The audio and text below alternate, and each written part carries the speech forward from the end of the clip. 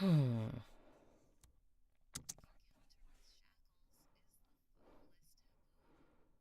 Zoe laughed at their serious expression. It seems like this path you mention is the only way I can return home.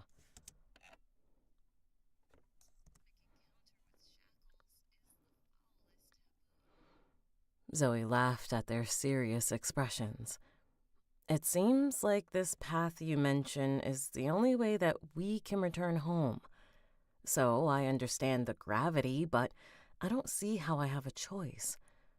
I would not have known about this plan without you, so really, this only puts me deeper in your debt. Orziz shook her head. The path of power is long, Zoe Chambers. You are still thinking in terms of survival, where every minute is considered on its own, where tomorrow has no guarantee. You thank us now, but in time to come, you may look back on this conversation and wish it never happened. Double check. Hi, Jack. Morning. I said you're. They might let that slide. We're gonna leave that.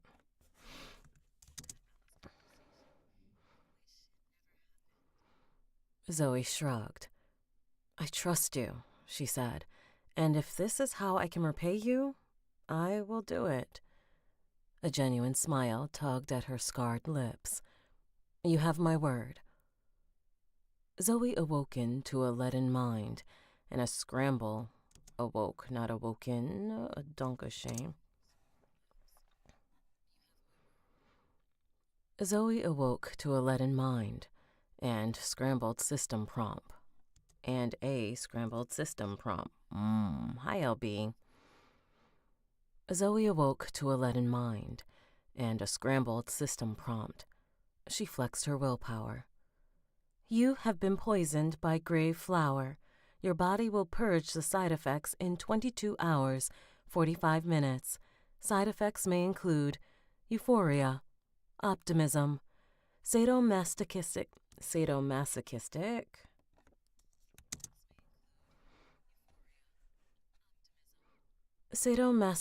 tendencies, dry mouth, desire for more grave flower, numb extremities, loss of fingernails, toenails, teeth, and hair. Zoe listened to the list with growing alarm. She sat up, looked about the pre-dawn camp, and saw Prince rocking with suppressed laughter. What did I say? She squeezed out between fits of giggles. Let's play with that. Let's fucks with that. What did I say? She squeezed out between fits of giggles. Isn't it great? Zoe chuckled.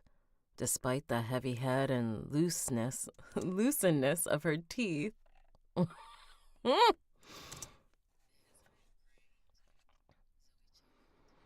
Despite the heavy head and the looseness of her teeth, she felt good.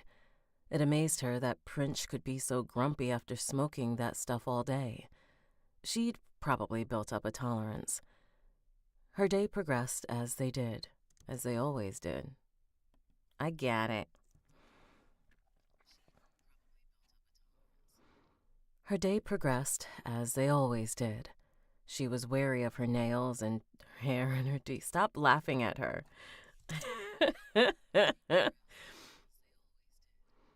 She was wary of her nails and hair and teeth, but nothing fell out. After a healing potion drop for lunch, she readied herself to face the worm, when dread rippled over the camp. Aura stilled the wind. It hushed the whispering sand, the trickling water, and Zoe's rasping breath. She glanced up.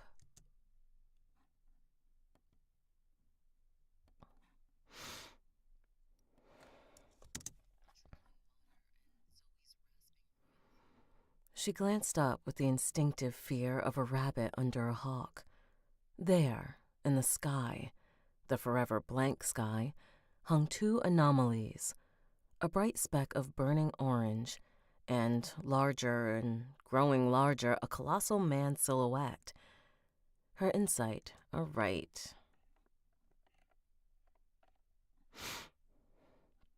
My brain is like, nah, man, you fucked that sentence up. Hi, guys. A bright speck of burning orange, and larger and growing larger, a colossal man's silhouette. Her insight recognized him at once. Trench. Orzitz appeared beside Zoe and rushed her toward the camp's edge. Oh, okay, no worries. That's fine.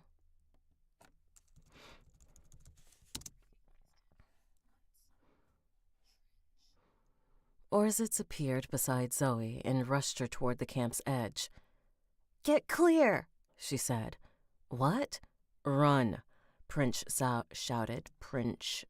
That name gets me every time. Prince shouted from over beside the worm. Run, run, run. Zoe glanced once more at Trench's growing silhouette. She could see now the 10,000 writhing chains, the speed at which he fell. Okay, focus. She's saying, oh shit.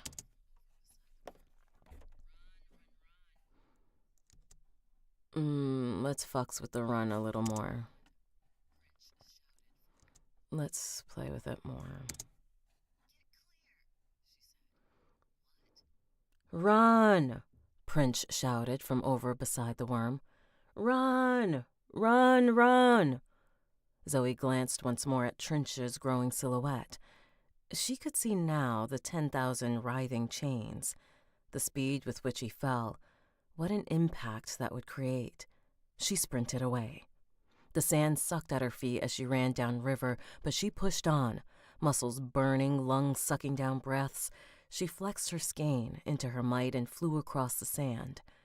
After a couple miles, she turned back, just in time to see impact. Sand exploded in a towering wave, the shock thundering across the desert. She pulled metal into her flesh, but the force hit Zoe hard enough to knock her to her knees. She stood, spitting sand from her mouth and blinking metal eyes against grit.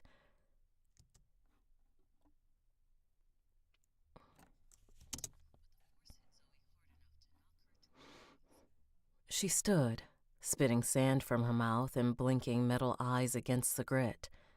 Sand rained down, and 3 figures argued in the camp. One beckoned her, so Zoe returned. She wondered what became of the worm, though in a few moments she saw for herself. The camp, the worm, everything lay in tatters. Zoe witnessed the carnage with dull eyes. What happened to her attributes? Trench stood in the wide crater with his hands proudly on his hips. I won the bet, he declared with a grin. Now you have to say it. Prince and Orzitz glowered as they got down on their knees and kowtowed. All right, stop laughing. Hi, Matthias. Prince and Orzitz glowered as they got down on their knees and kowtowed. Trench is the smartest, strongest, and most handsome person in all the universe. We are but dumb, ugly, weak little babies compared to him.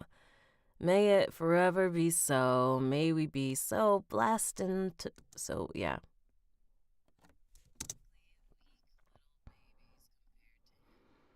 May it forever be so.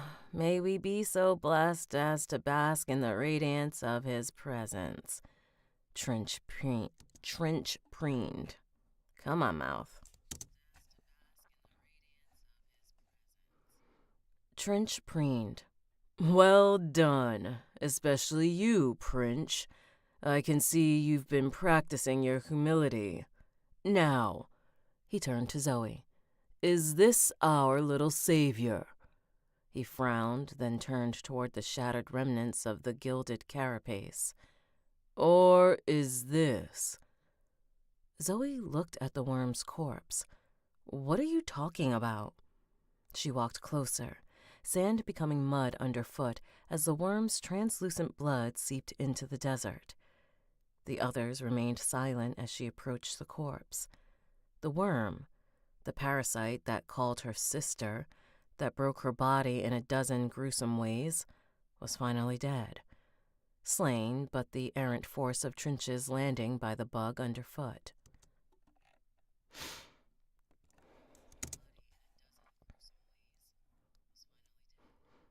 Slain by the errant force of Trinch's landing like a bug underfoot. But not slain entirely. No. For the ruined shell emits membranous, I know, mouth. For in the ruined shell, amidst membranous remnants, a mirrored figure squirmed. Hands, feet, all humanoid, all feminine, and finally a face emerged from the viscera.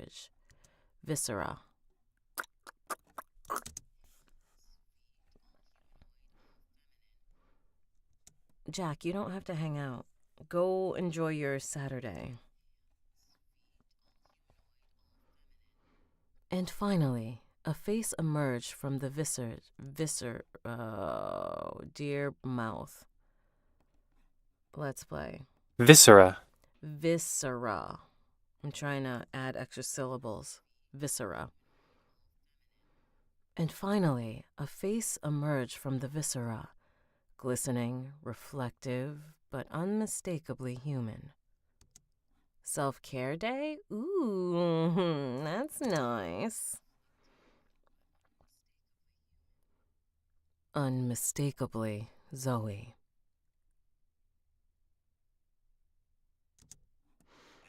Dang. I feel like I could have finished last night.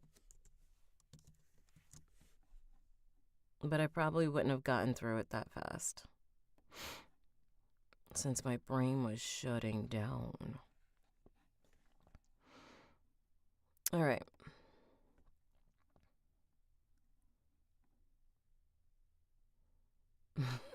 Nope. Chapter 39. Mirror and Steel.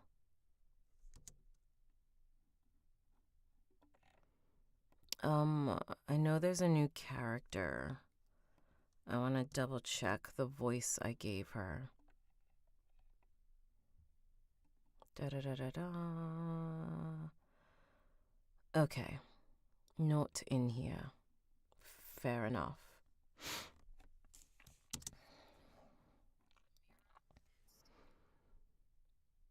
The sky was so bright. Who am I? She recalled a name, or was the name fed to her across some immeasurable distance? I am Zoe Chambers. No, I am more, less, other. I am Moth, and I broke free of the cocoon. Moth lay in a pool of translucent, blood-streaked fluid. Scraps and flakes of gilded armor littered the drying mud. She stirred, groaning as her eyes adjusted to the light. With her first blinking gaze, she looked up at herself and saw a twisted version. The first Zoe. Her sister?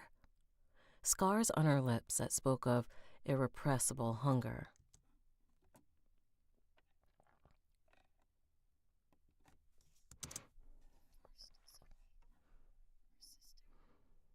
Scars on the lips that spoke of irrepressible hunger. Rich brown skin like the depressed loam. Deepest loam. I was like, depressed.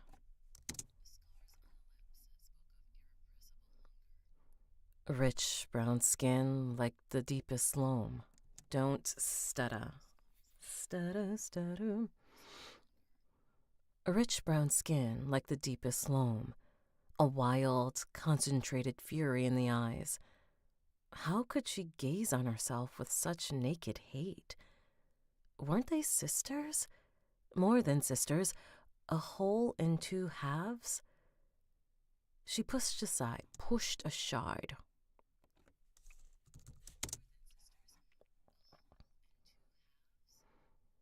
She pushed aside the fractured shell and membranous layers of her gilded cocoon and stood.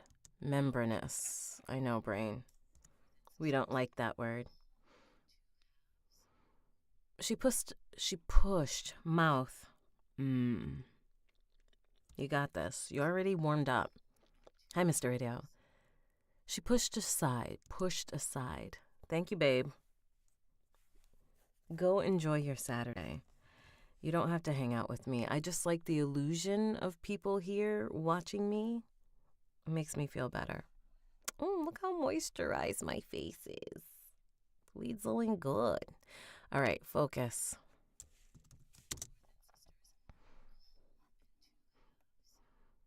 She pushed aside the fractured shell and membranous layers of her gilded cocoon and stood. It is, right? My skin is skinning right now.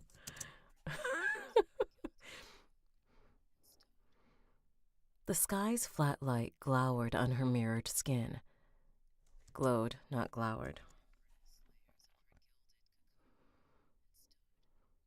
The sky's flat light glowed on her mirrored skin.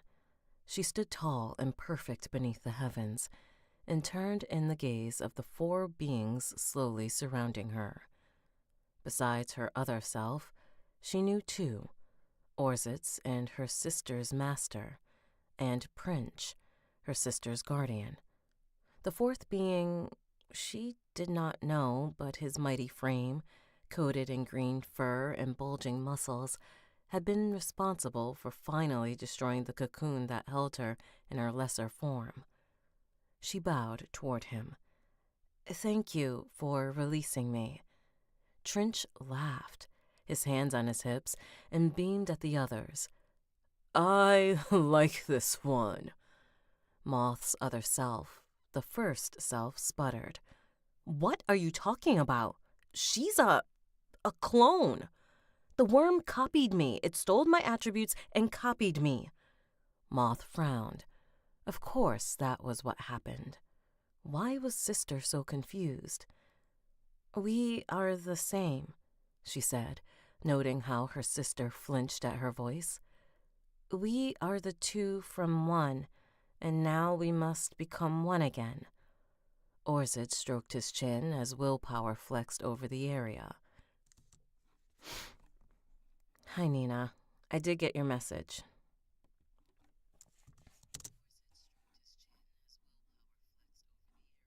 Orzid stroked her chin.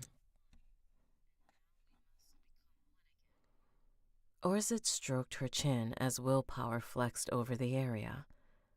"What do you think, Prince?" The green-furred woman stepped forward, her eyes flashing as a technique washed over Moth and her sister. "The system thinks they're the same person, Zoe Chambers, both almost level 9 after the meditation and combat."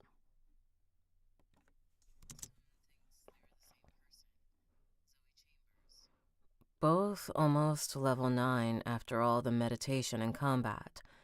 The only difference is their techniques. One has our heart's toll as one, and the other has an armor technique in her skin called the self reflects the world." She gave them a thoughtful hum. Okay, yeah. The formatting did not come through. Hi, haters. Thank you, Nina. All right, focus. Oh, truck went by. Hi, BioWife. She gave a thoughtful hum. Their existences are mutually exclusive. If we travel through the incursion with them separated, the Crimson Armada will force them back together. They won't survive that process. We need to choose the one who will help us. She's is aloof, but that's not like that. They won't survive that process. We just need to choose the one who will help us. Moth raised her hand.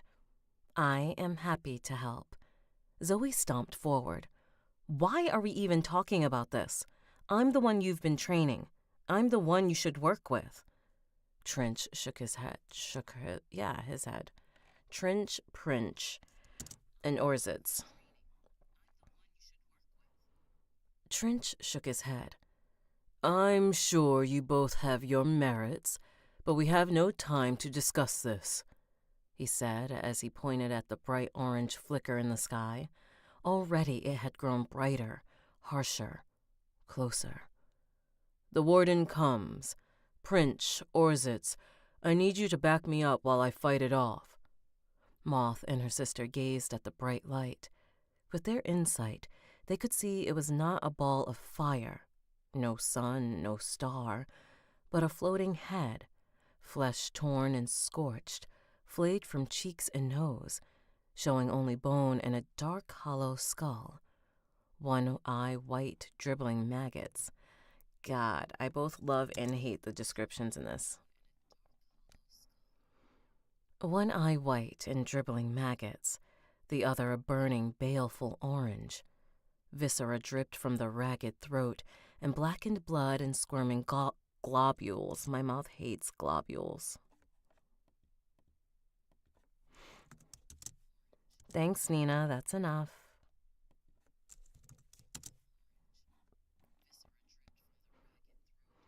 And blackened blood and squirming globules.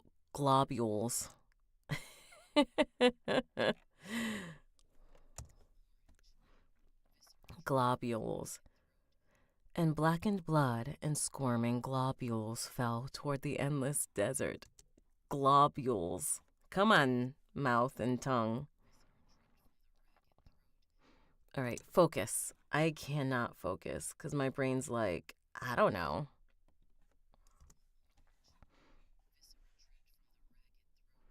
And blackened blood and squirming globules. Fuck you. Hi, Patrick. Globules. Really slow. Globules. Globules. All right. That's a little dramatic, Google, but perhaps needed. What do you want me to post? Oh, I mean, a highlight? Jeez. And blackened blood and squirming globules fell toward the endless desert. Look, we're going to have to keep that one. It's just going to have to sound weird.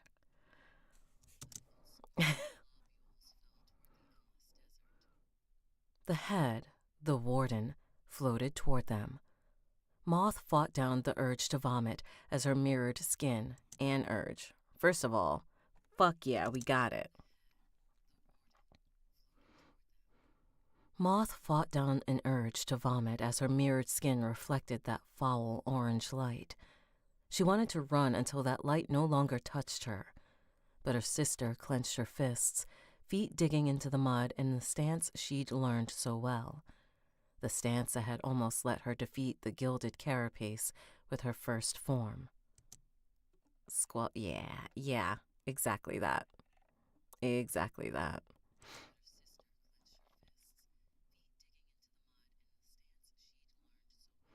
I did not sound confident for that sentence. But her sister clenched her fists, feet digging into the mud in the stance she'd learned so well. The stance that had almost let her defeat the gilded carapace of her first form. Master, Moth's sister said, how can I help? You can't. Oh, Orzitz. Hi, Music Flow. I'm only here for a few hours because I have to go visit my mom because she got upset on Mother's Day. I visited her without the children.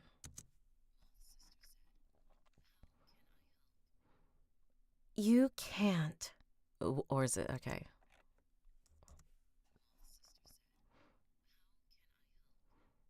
You can't, Orzitz whispered, trembling. That thing once equaled Rue. A power so great it continues existing centuries after an army tore its lobotomized head from its body. There is nothing you can do. Even as she spoke, the great rotting head in the sky loosened its jaw of flat yellow teeth, taller than houses. Good morning. I know, without the kids, the audacity. It was so funny because she was like, after I know when my family's getting tired and they're just like, you don't have to leave, but we're stopping entertaining you. That's when my mom was like, hey, so don't come back here without the kids. And I was like, oh, sorry. Even as she spoke, the great rotting head in the sky loosened its jaw of flat yellow teeth taller than houses. From the gaping chasm, winged creatures flapped, bat-like, man-like, great leathery wings beating like whip cracks. Whip cracks, that's what it says. I guess you're right, Nina. I believe you. Yeah, I heard. I'm okay with that, bio-wife. Great leathery wings beating like whip cracks, even across this vast distance. The sound lashed Moth's ears with fear. The winged monsters filled the sky like flies distributed from a corpse. The great flies disturbed, not distributed, disturbed.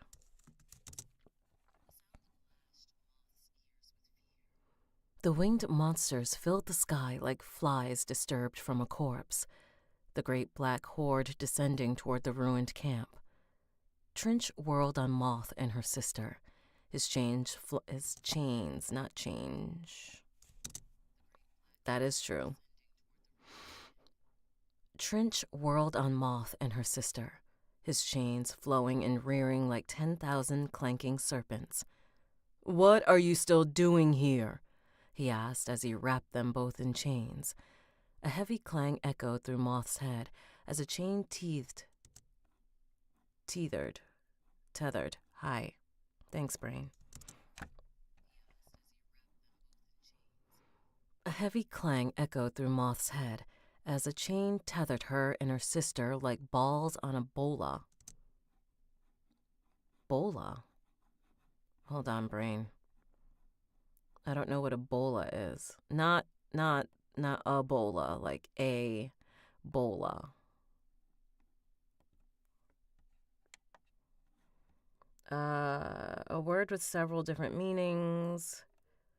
Weapons and tools. Ball in Spanish. A software. Okay, I think they want a throwing tool made of weights on interconnected cords. Bolus. And it's bolus. It's spelled like bola, but it's bolus. All right. Today I learned what a bolus is, and not the stuff that... All right, focus. A heavy clang echoed through Moth's head as a chain tethered her and her sister like balls on a bolus. Follow the blue light to the tavern, Trench indicated. Whichever of you meets us there shall be our savior. Before she could speak or protest or question, Trench hefted her into the air. He balanced them in his massive palm as though their combined weight were a feather. One of Prince's healing techniques washed over them. It itched the skin like maddened ants. They weren't injured, so why the technique? Orzitz looked at them with concern. No, she only looked at Moth's scarred-lipped sister. That's Orzitz.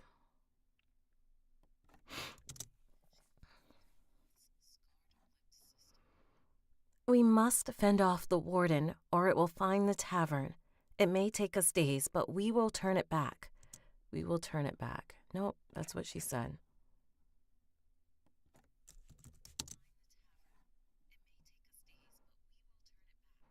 I wish you luck, and remember the... Trench hurled them, and screaming air replaced all sound. Bound, Moth and her sister flew through the blank sky. Dunes, ruins, a river rippling like a ribbon in the wind, all passed underneath as a vast swampland spread out ahead. I said pass instead of pass, duh.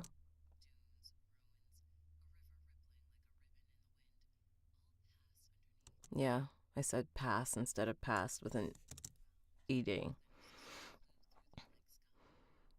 Dunes, ruins, a river rippling like a ribbon in the wind, all passed underneath as a vast swampland spread out ahead. A delta system flushed with green trees, algae blooms, and crumbling vine-choked towers. Green water reflected the blank sky, and dark things swam in the shallows. Blip. I do love this book for the descriptions.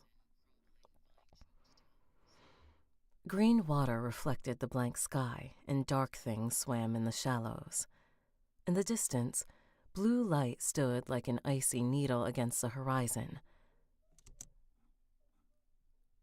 My child's singing and coughing. Not at the same time. Thanks for following integrity. In the distance, blue light stood like an icy needle against the horizon. Hold on. Mom's recording. Mom's recording. Who's singing?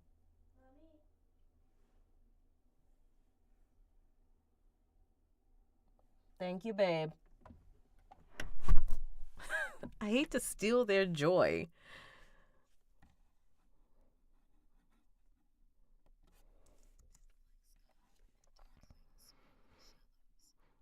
In the distance, blue light stood like an icy needle against the horizon. Sorry. In the distance, blue light stood like an icy needle against the horizon. That must be what Trench spoke about. Let's put her and Zoe share the same voice because they are one, but I'm changing Moth a little. That must be what Trench spoke about, Moth thought, and she wondered if they would land close by. But as their trajectory dipped, she knew they would not. Zoe crashed into the swamp in a tangled splash of muddy water and broken bones, the chain around her neck tethering her to the mirrored-skinned doppelganger that had come from inside the worm.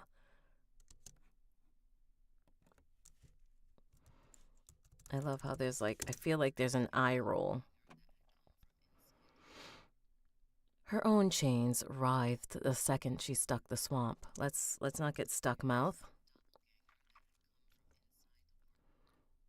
Her own chains writhed the second she struck the swamp.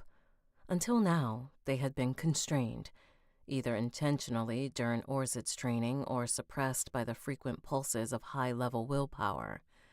Now they came alive in Zoe's defense, pulling her broken body from the water and dragging her toward the muddy inlet. She flopped toward a muddy inlet, not the.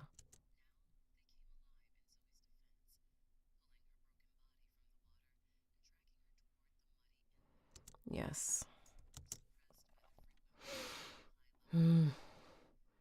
Now they came alive in Zoe's defense, pulling her broken body from the water and dragging her toward a muddy inlet. She flopped onto the dark soiled Sorry, my mouth giggled. Okay. She flopped onto the dark soiled shore and gasped for air. We got this. She flopped onto the dark soiled shore and gasped for air. Fuck yeah. All right.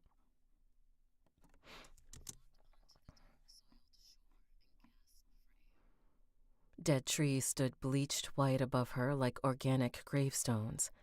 She cried out in pain between breaths as her bones snapped back into place with the indomitable efficiency of Prince's technique. The reef regrows. The blank sky Cool. Thanks for hanging out and following. Oh, truck. Good.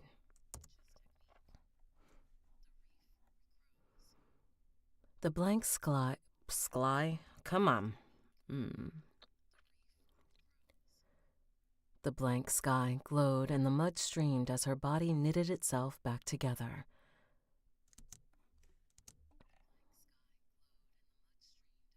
Steamed. Come on, mouth. The blank sky glowed and the mud steamed as her body knitted itself back together. On the other end of the chain, jangling and tugging at her body, her mirrored skin clone swam toward the inlet.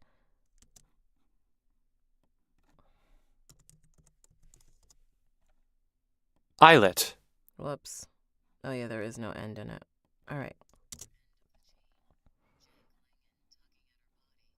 Her mirrored skin clone swam toward the eyelet. What was that thing? Zoe knew the worm was a parasite, some consequence of her cursed earring she'd ingested. What the hell? Some consequence of the cursed earring she'd ingested. Had it always intended to form a clone? To replace her? They had divided their attributes and essences, but in the end, there could only be one. Prince's words sickened her. They would have been forced together if they were back in the Crimson Armada's domain.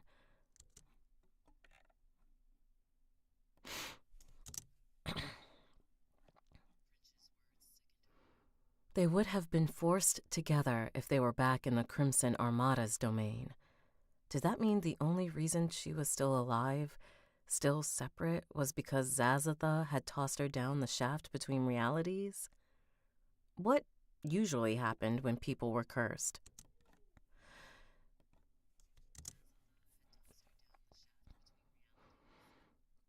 What usually happened when people were cursed? Though she supposed she needed no answer to that, the worm tried to consume her often enough.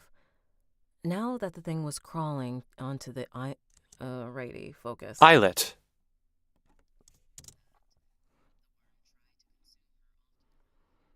And now that the thing was crawling onto the eyelet, its bones regrown by Prince's magic. Or perhaps they never broke? Perhaps that strange mirror technique had repelled the landing's brutal impact. I am so confused, is what she's saying, but with all the words.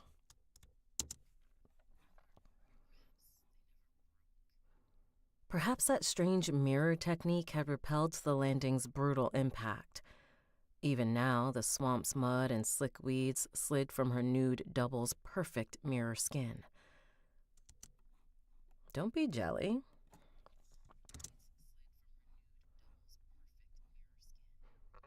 Zoe's pristine, smiling reflection stood amidst the swamp.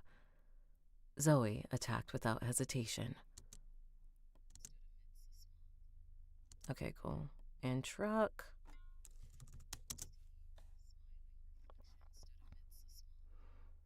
Zoe attacked without hesitation. Her chains speared through the air, mud spraying from vicious links. She's trying to take out her double. Her chains speared through the air. Mud points struck mirrored skin. I skipped a whole fucking line.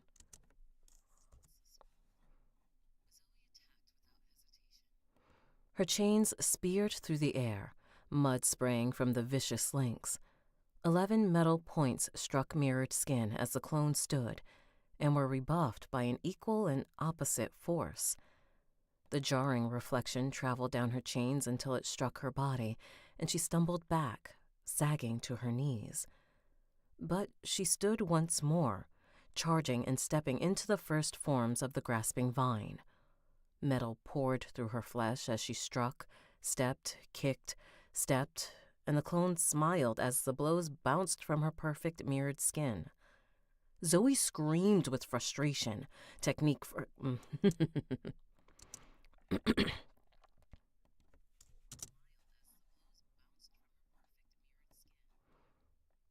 right. All right, I found my spot.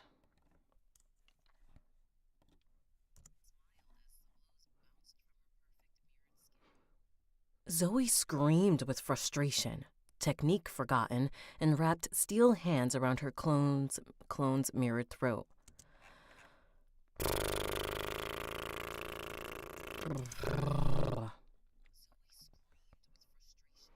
Technique forgotten, and wrapped her steel hands around her clone's mirrored throat. She squeezed, but no matter how tight her grip, an equal force pushed back her hands. It was impossible. Skein, 56 of 56, might 18.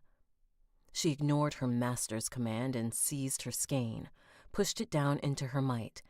Skein, 40 of 56, might 18 boosted to 34. She felt like a god, howling as she squeezed with impossible strength. Metal fingers squeaked as they clutched down through the reflected force, down against smooth, mirrored skin, and finally choked her smiling clone's gullet. The clone's eyes widened with panic.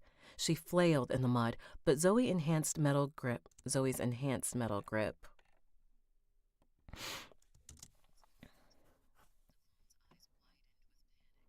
She flailed in the mud, but Zoe's enhanced metal grip was unshakable. The mirrored skin, her clone's technique, cracked, and like a chain reaction, fractures spread down her throat, across her collarbone and breast, and up toward her chin. Jagged pieces angled away from the raw, breathing flesh beneath.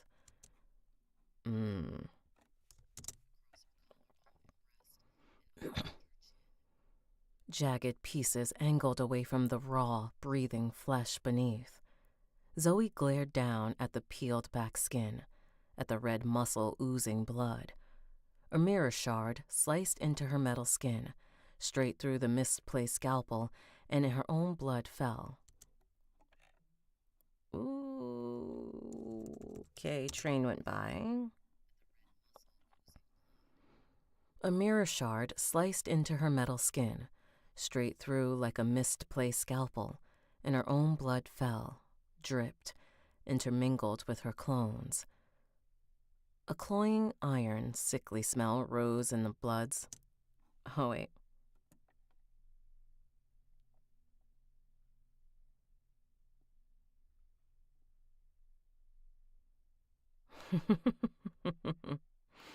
That's okay. So everyone has their own thing, and I just might not be the audiobook narrator for you. I get it, though. That sometimes drives people insane. A cloying.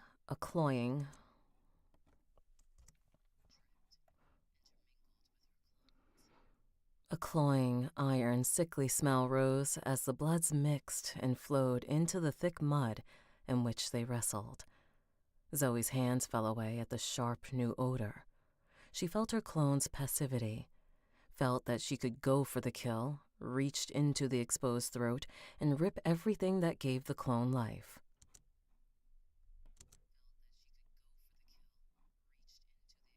Oh, that's why it tagged me. Got it. Felt that she could go for the kill, reach into the exposed throat and rip out everything that gave the clone life. But some deadly awareness stopped her, something she saw reflected in the shattered mirror of her nemesis. The water around the eyelet. Eyelet. Ah, it all balances out in the, it all balances out once they, do their audio magic on it. So this is, what you're hearing is raw audio. After it's gonna, how do I put it? When the editor and stuff masters it, it evens everything out. So you are hearing raw, hard harshness, perhaps. Yeah, totally fine. Not offended in any way or anything like that. I get it. The water around the islet churned with dark shadows as something rose from the froth. Squid-like creatures swam beneath the swamp surface. Oh, hi. I was answering something on the other app. Yeah, I'm sure it's probably like a trademark. Um, like I was saying, each narrator narrates differently, so that's exactly what you're hearing. You know, some of us are similar, some of us are not. But yeah.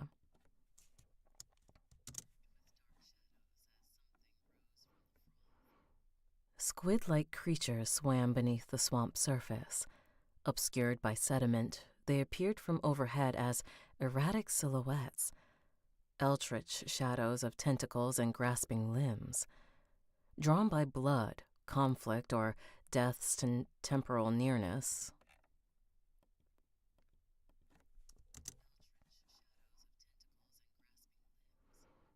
Drawn by blood, conflict, or death's temporal nearness, they circled the isolated muddy hump Zoe had mistaken for safety. She stood, leaving her clone on the ground with its wound slowly closing. It had not fought back, even when its life neared the end. So, she did not fear it, especially when her entire being screamed to flee the new danger. For the shadows beneath the surface were rising, and the sight cracked Zoe's mind. Once again, she grappled with the fact she stood in another reality. The shadows surged.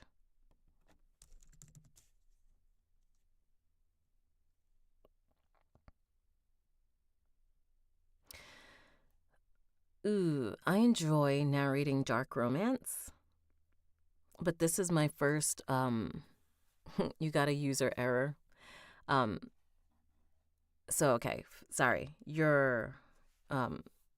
so I enjoy narrating romance, dark romance to be specific, but I also enjoy fantasy and romantasy. This is my first lit RPG, and I'm digging it. So we'll see where my path goes. But I mostly do romance. The shadows surged and broke the surface, but they were not tentacled monstrosities. Instead, they all floated free as shapes, creatures of light and air. The shadows vanished from the water as bubble after bubble floated free from the... Oh, yes.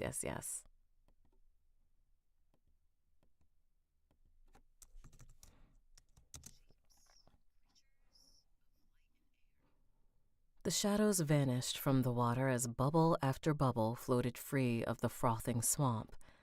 And then the swamp stilled, for no more shadows swam.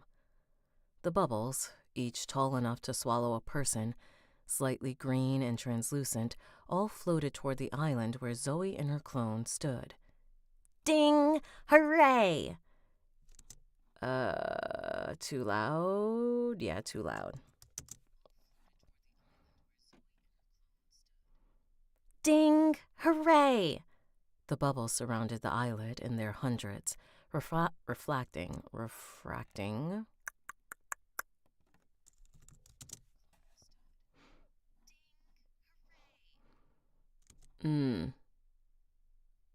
I don't like my ding hooray.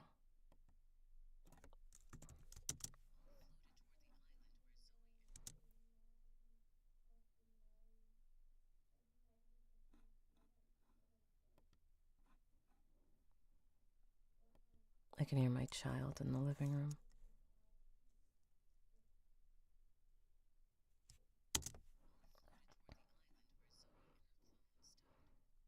Ding! Hooray! The bubbles surrounded the islet in their hundreds, refracting. Hi, mouth. We're gonna refract. Refracting the flat light of the sky into green rainbows. All right. refracting the flat light of the sky into green rainbows. One floated toward Zoe, dripping and bobbing across the now still water. Dipping, not dripping. Dipping and bobbing across the now still water. She drew back, terrified to touch the living shape, terrified that she knew it was alive. Ding! No fun, no fun! You should always play with bubbles. Some unknown instinct shrieked at her to run toward the distant needle of blue light and find safety.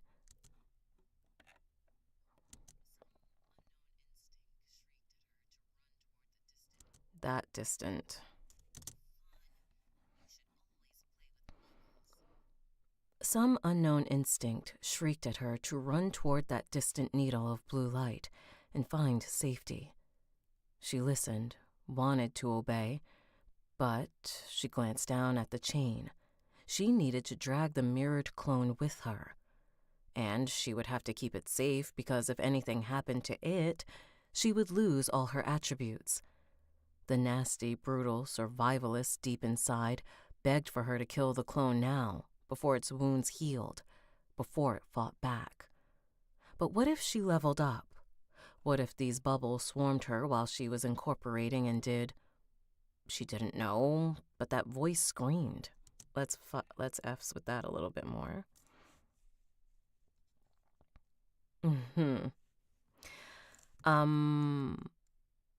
I used to do a lot of things, but before audiobooks, I was a film actor.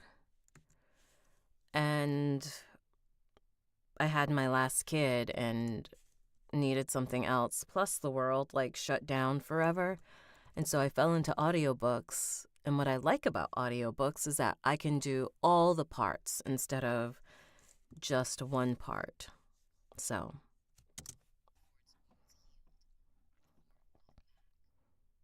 Before its wounds healed, before it fought back. Okay. Found my spot.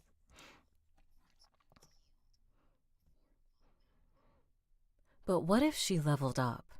What if these bubbles swarmed her while she was incorporating and did... She didn't know, but that deep voice screamed. Another bubble zipped toward her on a wind that was not there. An instinct. Instinct, not instinct.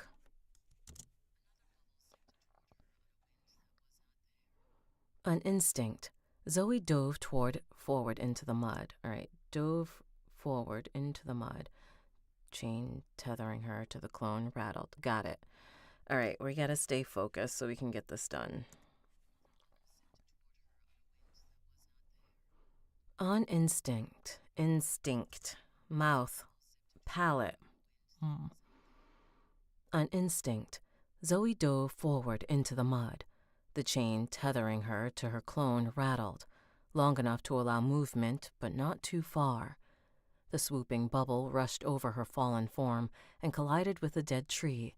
It squeezed against a sharp, jutted branch for a second, and Zoe winced as she waited for it to pop.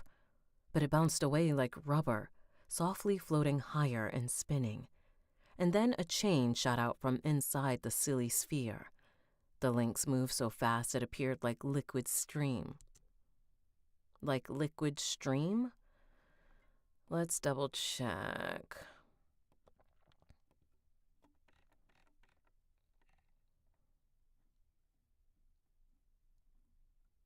It is stream. And it's not appeared like a liquid stream. It's liquid stream. Okay, we're gonna read what's there. The links moved so fast it appeared like liquid stream. I know, brain. It's bothering you? We have to read as it is. The links moved so fast it appeared like liquid stream, and Zoe rolled aside as the chain slammed into the mud.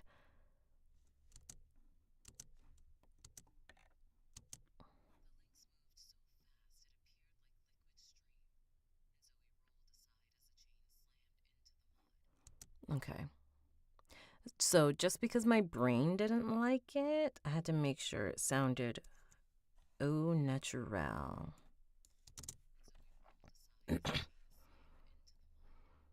Another bubble wobbled, and a chain shot down. She rolled more chains. They tore the mud apart.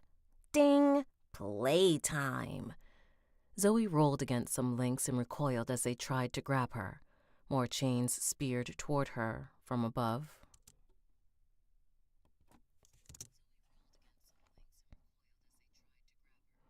More chains speared toward her from above as a hand hauled her away. Her clone, the serene smile gone and the expression in her eyes all too familiar. Zoe nodded. Fine, she said in answer to the clone's unspoken question. We'll work together, for now.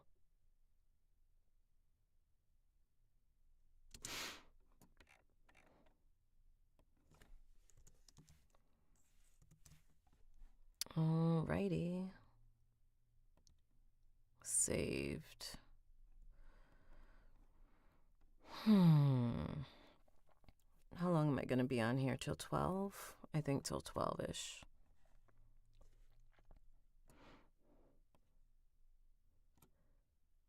Chapter 40. Toll your heart for me. Bubbles surrounded the inlet. Eyelet. Thank you, brain.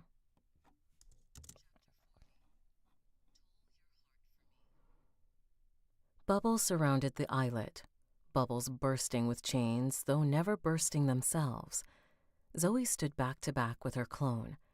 She hated working together, but necessity was defined by its alternative, oblivion.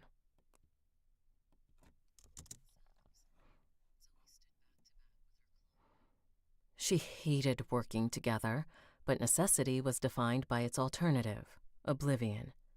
Ding! Have fun with my toys. The bubble spun with featureless malice.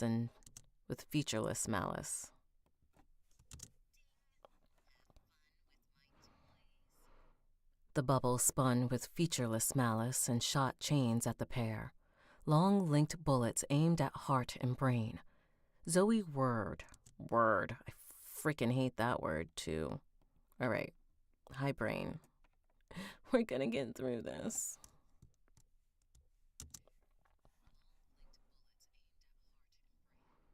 Zoe whirred her chains into a shield, her mind racing. I pronounced it right. I'm using a prompt. And, yeah. Word. Thank you. I said it right.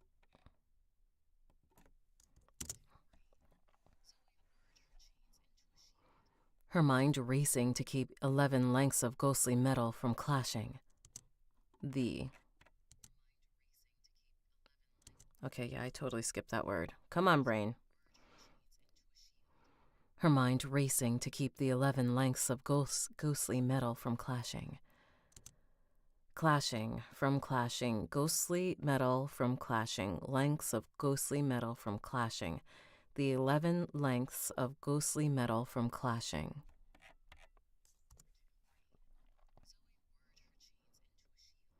Her mind racing to keep the 11 lengths of ghostly metal from clashing. Dexterity strained to its limits as she controlled them, deflecting the attacking chains, shielding herself and shielding her clone. If one bubble destroyed her mirror-skinned clone, then she would lose all her attributes. It was easy to think like this, cold and greedy, when she didn't have to look at the clone, didn't have to look at the face that mirrored hers, that reflected her own desperate and dirty visage, all her fears, imperfections, the horror of her true self. A change struck her skin.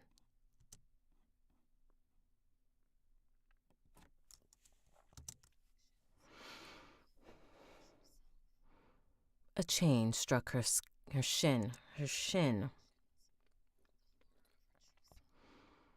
A chain struck her shin and knocked her down onto her knee.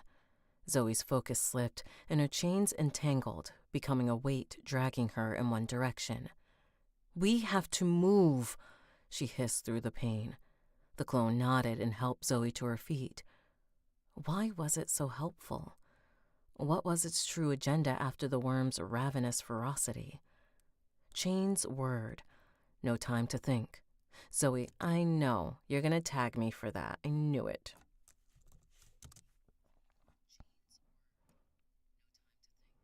Zoe leaped from the islet toward a broken column that stood above the scummy water.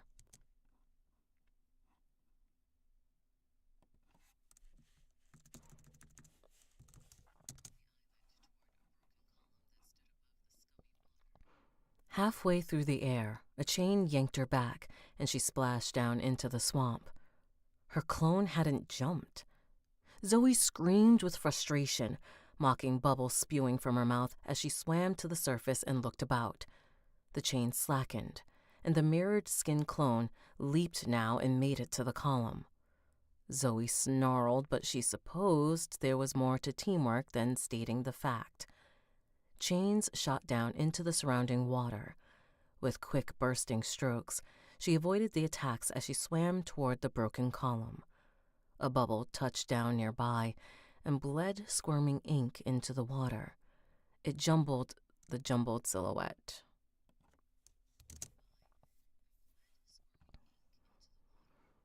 The jumbled silhouette racing toward Zoe, but she leaped from the water just in time. She stood, dripping slime and murk beside the perfectly clean mirrored clone. How do you feel? This bitch should have jumped when I said. She stood, dripping slime and murk beside the perfectly clean mirror clone. When I say jump, Zoe growled, we jump, together in the same direction. Got it? That damned...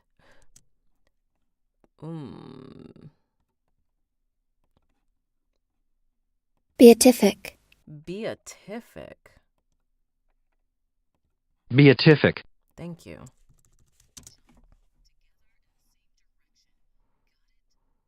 That damned what? Beatific. Beatific. Beatific. Beatific. That damned beatific. Come on, brain. That damned beatific smile was the only response. An expression like that didn't belong on her face. But there was no time to get mad. They had to run. The column they stood on was one in the series. In a series. The column they stood on was one in a series. It seemed a city once stood here, and the crumbling remnants struck up above the seeping water. Stuck, not struck. Come on. It seemed a city once stood here, and the crumbling remnants stuck up above the seeping water. The distances should have been too great, and Zoe outright rejected swimming. But if she was careful with her might and skein, she could leap between them with ease. What's cooking, good looking?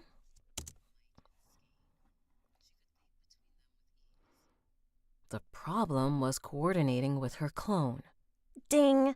Hop, hop, hop, and hop along. Don't be boring. Play. Chains flew toward them as Zoe pointed at a vine-covered column some 50 feet away. There, she said. Jump! Yeah, we did good.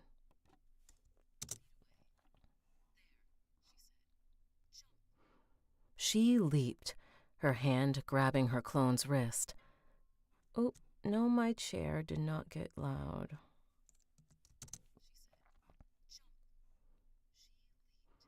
Her hand grabbing her clone's wrist. The mirrored skin was strange in her grip when it wasn't repelling her. Smooth, cold, but inviting. There was a world trapped and distorted in her clone's skin. A sky, a swamp, a Zoe. But it was a world apart, a lonely place. Was there loneliness in that simple smile? They didn't quite make the jump. Zoe landed on the broken pillar's slanted top, but the clone fell short. Zoe kept her grip on the clone's wrist, but dropped to her knees as the clone dangled. Such a weight was nothing with her enhanced attributes, but her boosted might was trickling down. Ticking down.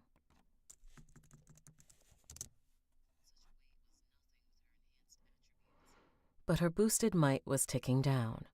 She hauled the clone back up, and they stood together on the narrow ledge as the emerald-hued bubbles floated around.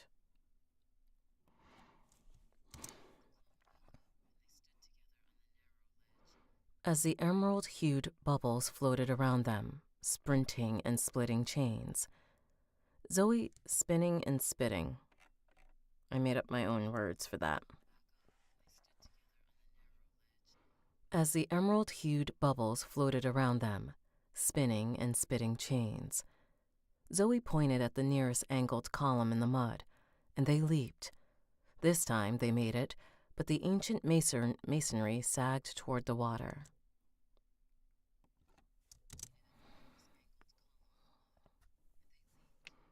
This time they made it, but the ancient masonry sagged toward the water. Ding! Boo! You're no fun at all.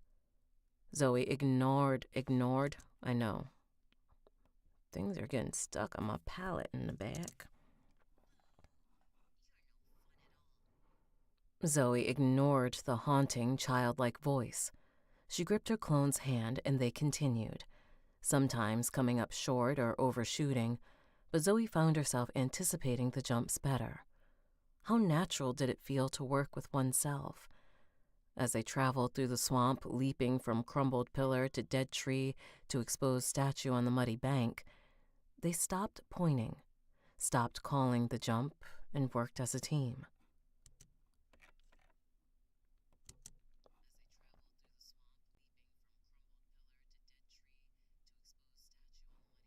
All right, so my chair did click in there.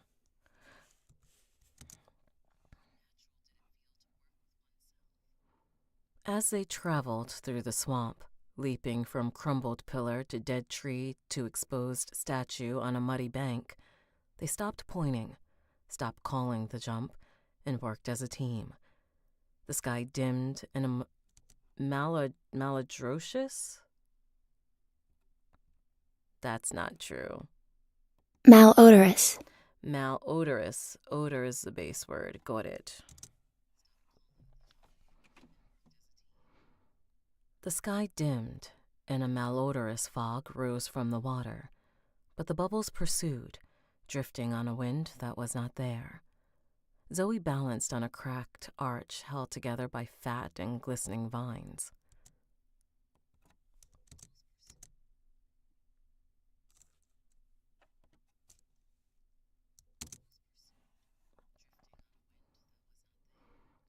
Zoe balanced on a cracked arch held together by fat and glistening vines. Bubbles bobbed toward her, not in range to shoot chains, but close.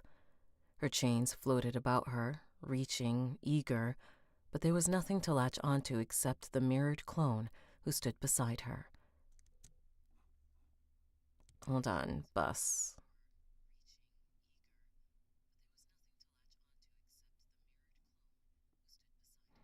Hooray.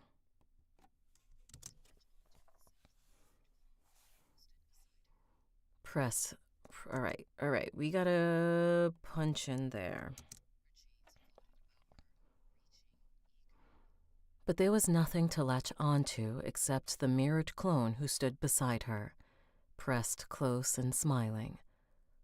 They faced a choice. The fog pressed about them, rank and foul.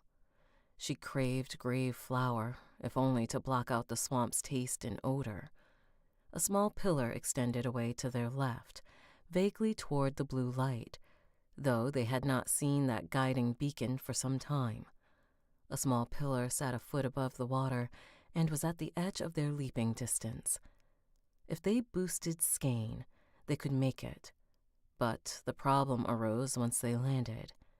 With the thickening fog, they couldn't see how far they could go on afterward. Don't be weird.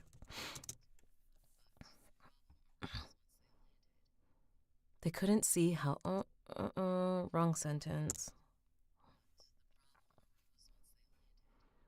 With the thickening fog, they couldn't see how far they could go on afterward. The other choice was a tower, 7 stories tall, crumbling even as they stood there. Fragments of ancient rock dripped into slurping waters and splashed, the only sound beside their breathing. The tower's walls, righty.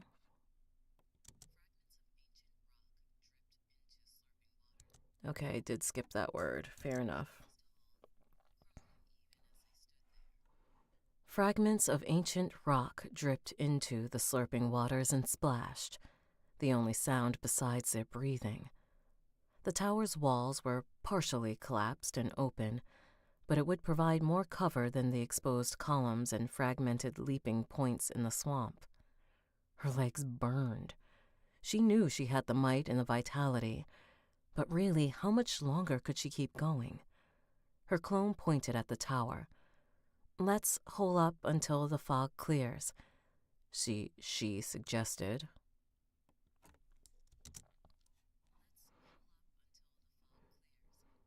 She suggested with Zoe's clear voice. Continuing without seeing the beacon is foolish. Zoe gritted her teeth, but she wouldn't disagree out of spite, not when their lives were on the line. Although, no.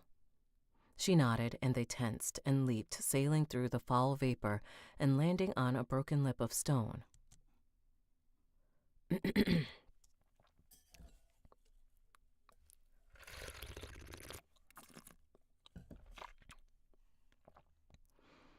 Cool.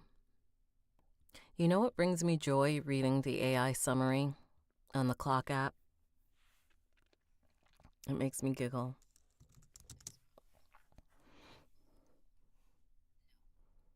She nodded, and they tensed and leaped, sailing through foul vapor and landing on a broken lip of stone that must have once been a dock.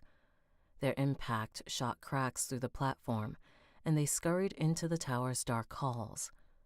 Moth followed Zoe through the spiraling tower, her hand along the wall as they climbed, mirrored palm brushing away moss and fungal growths. Don't be weird.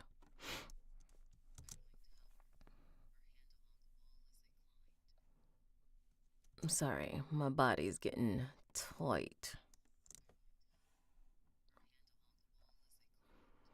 Mirrored palm brushing away moss and fungal growths.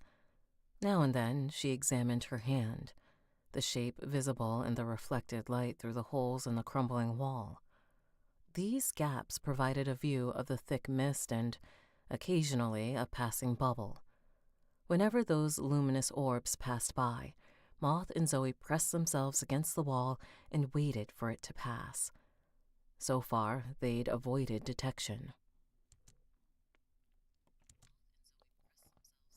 Press, duh. Ugh. Moth and Zoe pressed themselves against the wall and waited for it to pass. So far, they'd avoided detection. The holes in the walls were not windows. What's up, Star? The holes in the walls were not windows. Originally, for some unknown reason, the builders cut this tower off from the world. A single winding floor rose all 7 stories to the top. No stairs, for the slope was gradual, and no rooms. What purpose had it served those who'd built this place? I said that.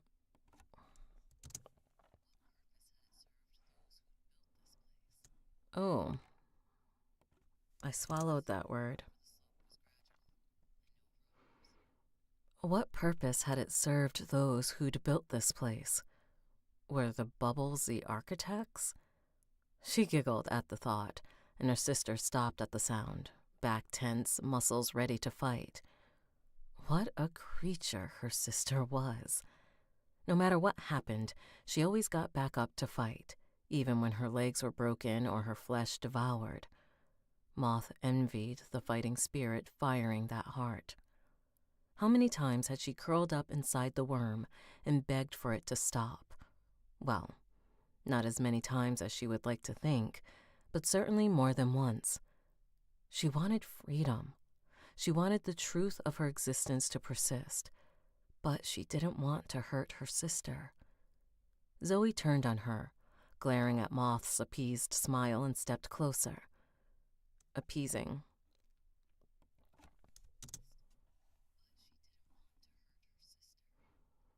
Zoe turned on her, glaring at Moth's appeasing smile, and stepped closer.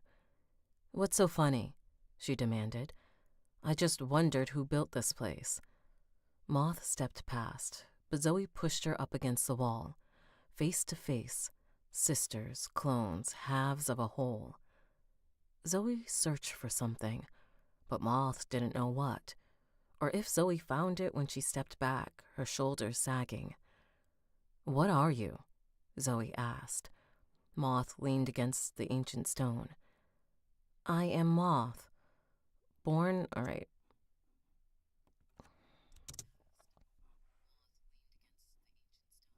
Ooh, let's fix that. Moth leaned against the ancient stone. "I am Moth, born of the worm, born of you. But I am not your daughter. Nobody's daughter, just like you." Zoe's gaze darted to her, wide and fearful, before anger settled in. "What do you know of me?" "Every time you look into the mirror, I looked back." Oh, truck.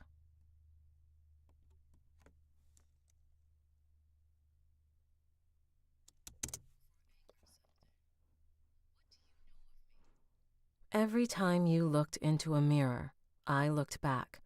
Every time you wished to shed your skin and step anew, you imagined me walking away from the husk of your past. Every time you looked at your flaws, at your beauty, you looked through me to see the truth." Zoe leaned against the far wall, splotched with dark... Splotched.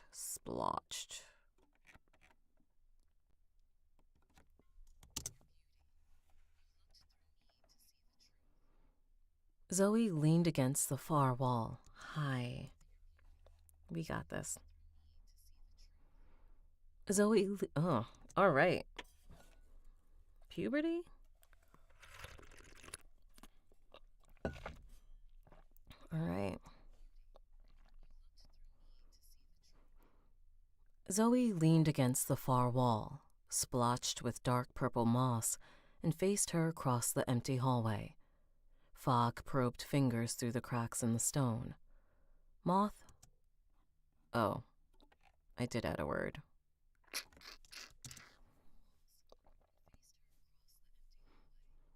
Fog probed fingers through cracks in the stone. Moth matched Zoe's relaxed stance, and Zoe sighed. "We can't both exist." Moth nodded. "The system won't allow it." "That's not what I mean." "I know." They stood in silence. Fog leaked in, grasped their ankles, climbing their shins.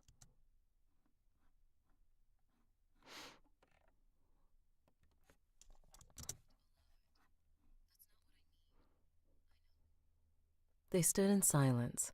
Fog leaked in and grasped at their ankles, climbing their shins.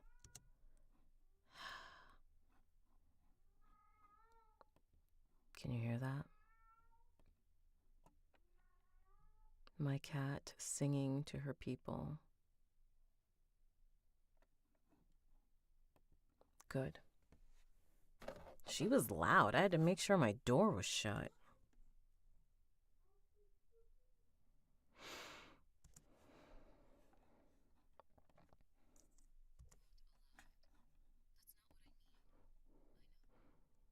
They stood in silence.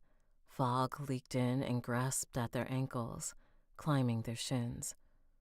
Foul smelling, but both ignored it as each watched each other. "I don't want to kill you," Moth said. "You didn't ask for me to be born." Zoe chuckled, a small, sad sound that died in the cooling air. "You didn't ask to be born? How does that make it any more right?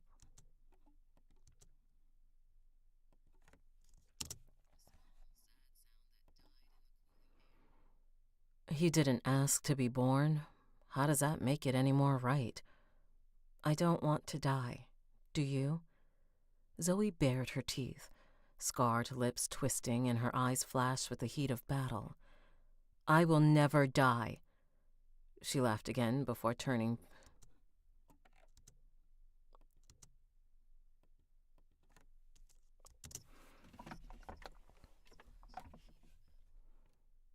I will never die. And she laughed again before turning away to walk further. Come, let's see what's up here. They continued on. The chain between them hung slack and never grew taut.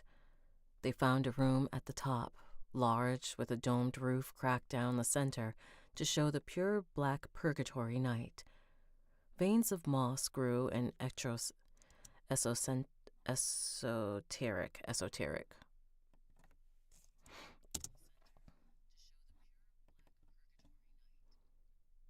I lost my spot. I have found you.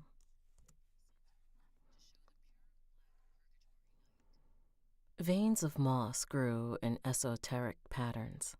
Fuck yeah.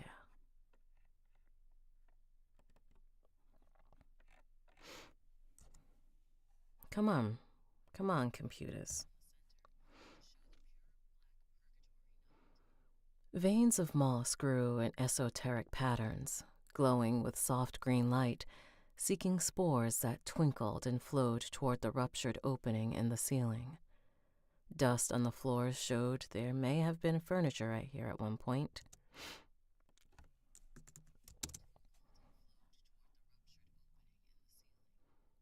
Dust on the floor showed there may have been furniture at one point, and rust spoke of equipment long corroded. How much time had this quiet place witnessed? Child?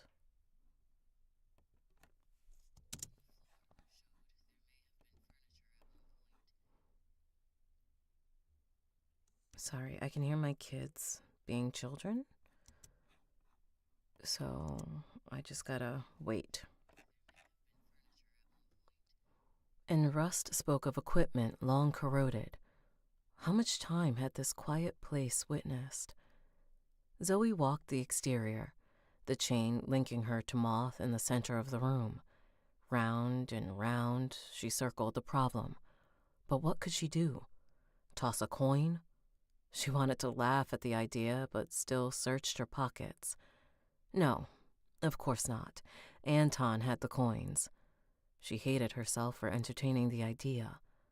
Did life mean so little?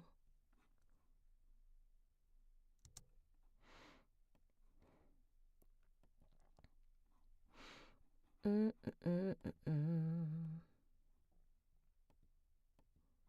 we go.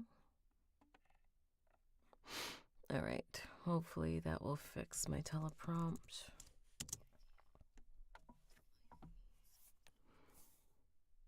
She sat against the curved stone wall and Moth sat beside her.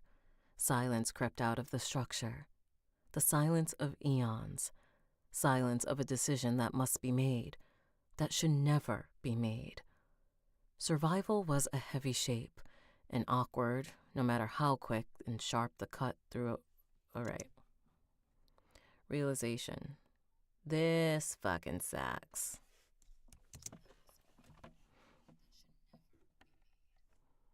Survival was a heavy. Survival. Don't be weird with your words. Survival was a heavy shape, and awkward, no matter how quick and sharp it cut through objections. It's cold at night, Moth noted. Zoe nodded absently, then glanced over. This is your first night, isn't it? Moth smiled.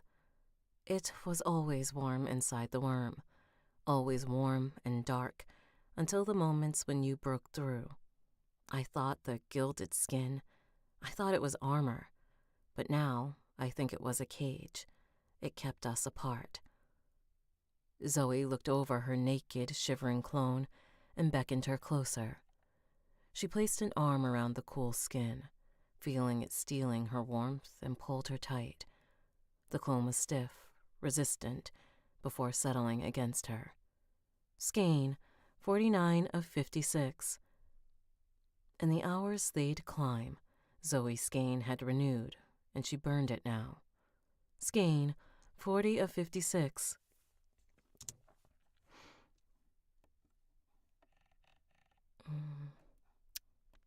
This is not catching.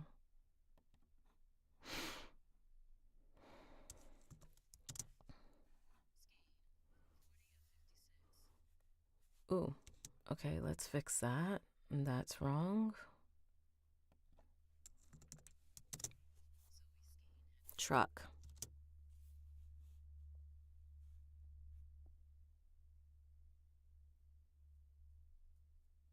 Cool.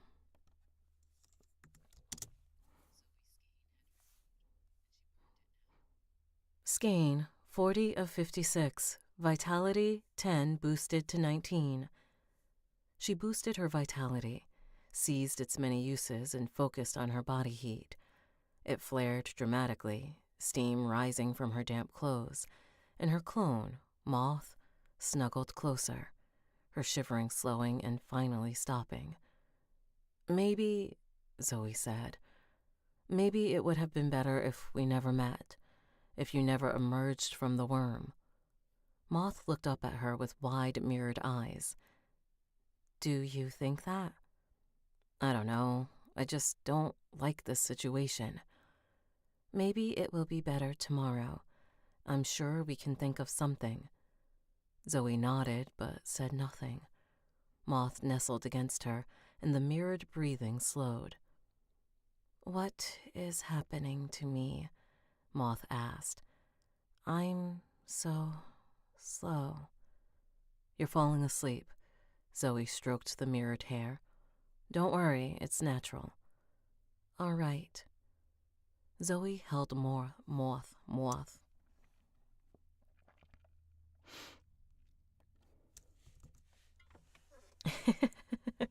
Is it?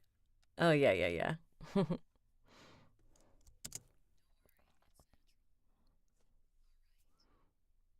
Zoe held Moth, heat rising from her body. Her skein ticked up. Soon, Moth's breathing steadied. Zoe closed her eyes, but sleep would not come for her. She searched her heart and hated herself, but followed the path she'd chosen for herself in that graveyard not so long ago. Our hearts told as one. The technique enveloped Moth, passed through her mirrored skin, and sank into her heart. The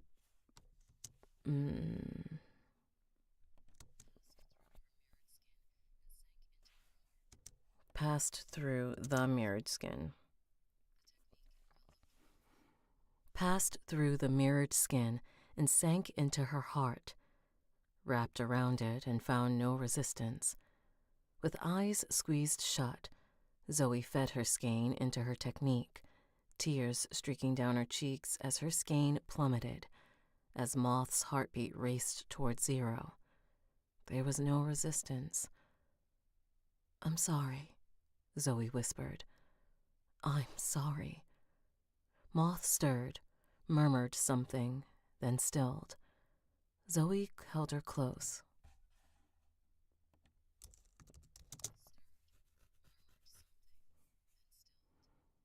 Zoe held her close as the heat faded and the night's chill settled into her like a stone. Nope, just like stone. Ooh, it's the last sentence. Pardon me. Zoe held her close to the heat. Sorry, my prompt did something weird. Zoe held her close as the heat faded and the night's chill settled into her like stone.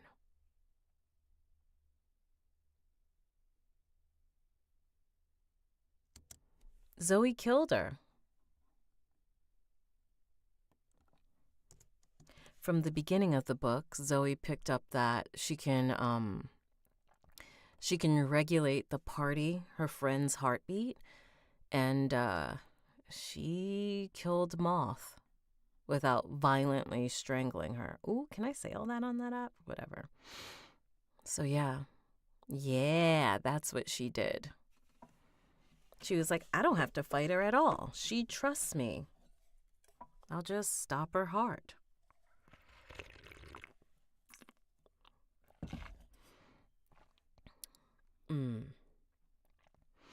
All right, I might have time to do one more chapter before I have to bring my mom her grandbabies.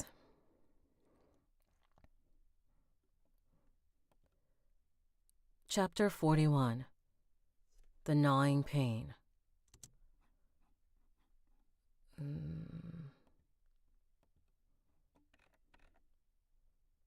Okay, great. Formatting issue, I had to double check.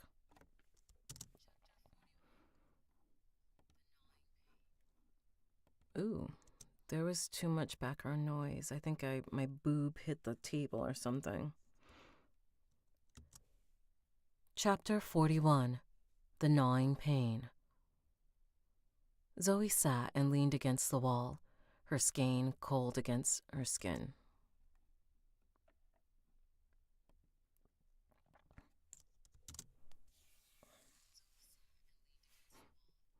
Her skin cold against the stone. Moth lay in her arms. The weight, nothing. The weight, everything.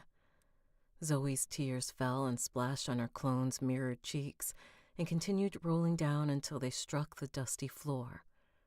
Power rippled through her. Not cold, not hot, but a current of skein returning to its rightful place. After Moth's heart stopped beating. Abide by the words.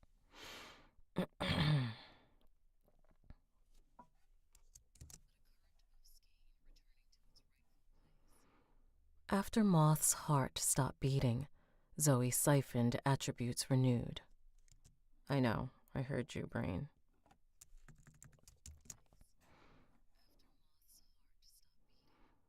Zoe's siphoned attributes renewed. Gravity lessened and her breathing eased. She felt light as air, strong as a steel floating in her veins. The power tasted like ash on her tongue. Was she doomed to repeat these acts? When Prince had first confronted her about her technique's nature, Zoe had refused to believe it. The alien's words had made sense, but the truth had skipped off Zoe's thick skull. But she could deny it no longer. Our heart's toll as one was evil. She carried an evil technique, and it pulsed with her every heartbeat, living with her, waiting like a poisoned spur. I said all of that.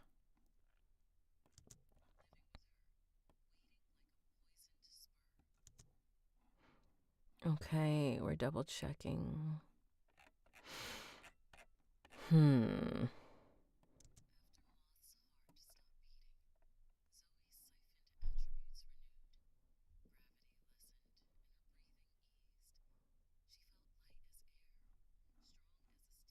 Light as the air and strong as the steel floating in her vein.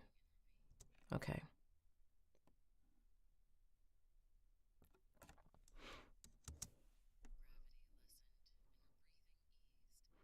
She felt light as air, strong as the steel floating in her veins. Light as the air. She felt light as the air, strong as the steel floating in her veins.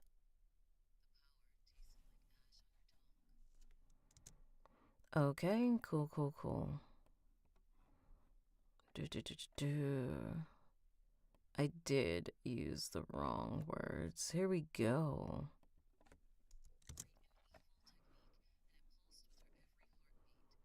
Living with her, waiting like a poisoned spur.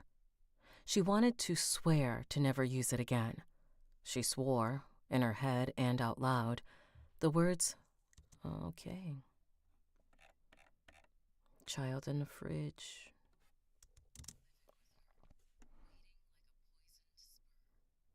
She wanted to swear to never use it again. She swore, in her head and out loud, the words small in the domed room. But how strong was an oath sworn to oneself? How unbreakable was a promise made without witnesses? She didn't know. Her willpower had been restored, but her resolve wavered. There was a buzz, a vague awareness in her brain, some notification, some message from the Crimson Armada system. She wouldn't be sure until she flexed her willpower and pushed away the Black Star's interference. She could do it this time. She could do this at any time.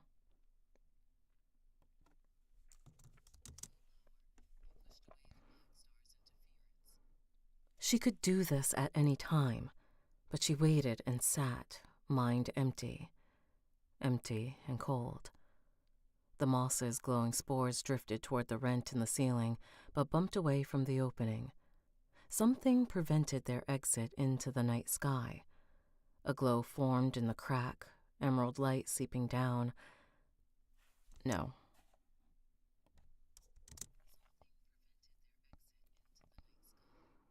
A glow formed in the crack, emerald light seeping down. The spores floated, confused in their mindless way as a bubble squeezed itself through the crack. Its ethereal body deformed, straining and wriggling with mindless curiosity, before it emerged with a pop as an intact sphere. It spun slowly and bobbed about the room, a spherical emerald taller than a human. In its reflective surface, by its own light, Zoe saw herself down on the ground with Moth in her arms. Ding! Yay! A bubble found you. Now you can play. No more sitting around moping. It's so boring. The Black Star's childlike voice sickened her. The bubble infuriated her. The intrusion, the watching, not even a moment when she could hate herself.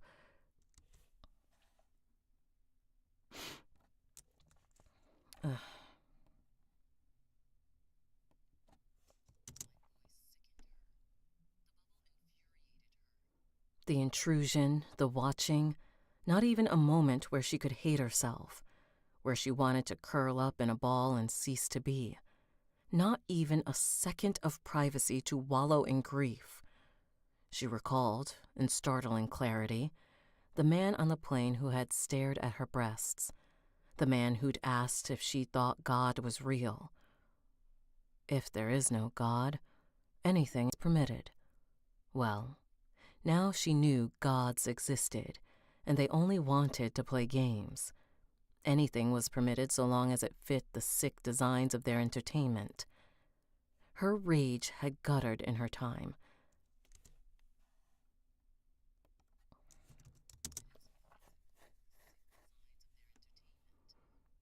Her rage had gutted in her time with Moth.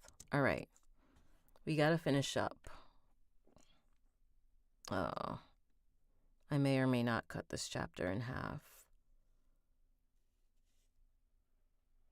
Well, let's see how much time I have. All right, focus. Her rage had gutted in her time with Moth into a low flame, almost too low, almost dying. But now it roared. She slid Moth to the ground and stood with a scream. 11 chains thrust out like grasping vines. The bubble spun, a chain lashing out from its perfect surface and blocking one of Zoe's attacks. Another shot toward her face, but with her attributes restored, it was too little, too late. She dodged, leaped up, and her chains smashed into the round surface. For a second, it deformed, bending under the pressure as though it might snap back into luminescent perfection. But Zoe ground her teeth, forcing her chains to work for her, living extensions of her burning hate. They thrust deeper and pierced the bubble skin, which sagged like a balloon with a sick sound like a loose fart.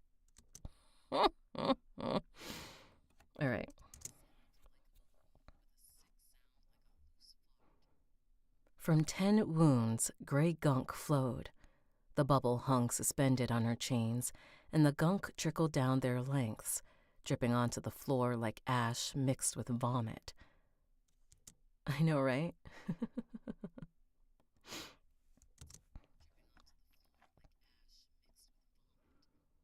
Zoe gagged as a foul pool spread across the ground.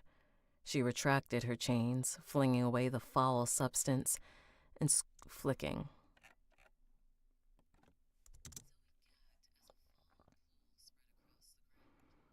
She retracted her chains, flicking away the foul substance, and scooped Moth into her arms.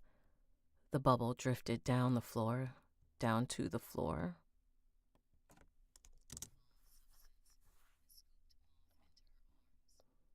The bubble drifted down to the floor like an empty skin and floated atop the puddle.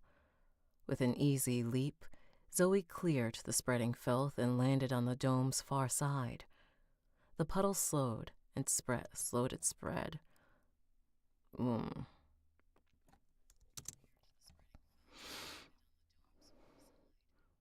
The puddle slowed its spread and stopped a few feet from where she sat, panting and breathing in the wretched odor. Ding! No, what have you done? Why did you pop it? Why did you break my toy? You're so mean, I hate you. -4 chains. I thought you could be my friend like Trinch, but you're nothing like him. He uses my chains to jump higher, but he'll never jump away from me. I love him too much. Tee-hee. 4 chains dissolved into the ether. Don't ask, everyone. Don't ask.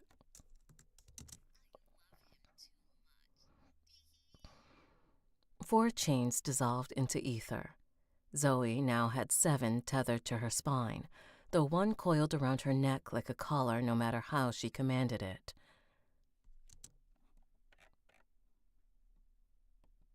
Hi, Justin. Back to romance next week, everybody. All right, focus.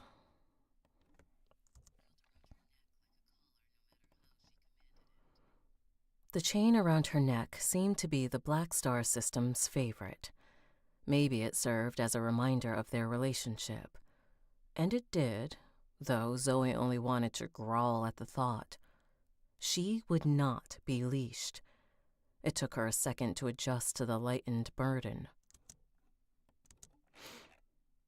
Yay, back to romance and more brown chicken, brown cow.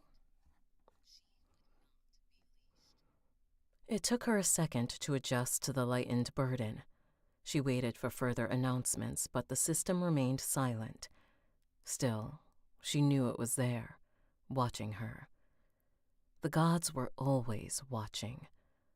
The bubble's innards crept toward the entrance to the domed room, seeping into the spiraling hallway and draining away. Slow, but steady, the foul odor cleared somewhat, and once Zoe could think once more, she knew it was time to act. Notifications buzzed like bees building a nest in her skull.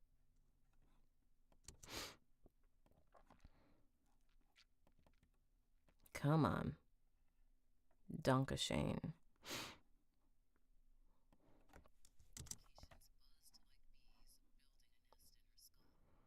She ran a hand through her tangled hair, as though she might sweep her fingers through the annoying feeling. She touched nothing but dirty locks. She needed a haircut. The urge to shave it away swept over her.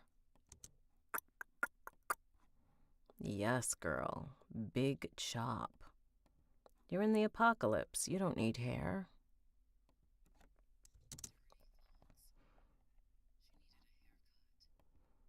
The urge to shave it away swept over her. The urge to tear it out by the roots and scream, when she noticed her twisted expression in Moth's mirrored chest. She shuddered. They were getting to her, and so she breathed. Distress.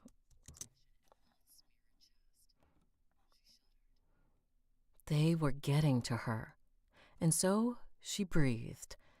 In and hold, out and hold, and she flexed her willpower into the void. Her aura rippled out, weaker than Orzit's and smaller, but it calmed her and cut away the black stars peeping.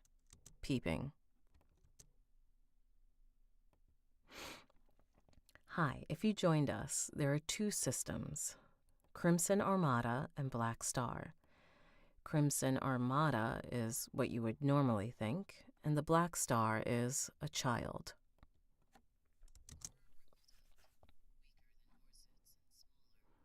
But it calmed her and cut away the black stars peeping. Level up. You are now level 9. The Crimson Armada's systems voice was almost relieving after all this time. It came as though from a long distance. Let's fix it. We have to whisper. Level up. You are now level 9. Oh, God, my chair is doing the most. There we go.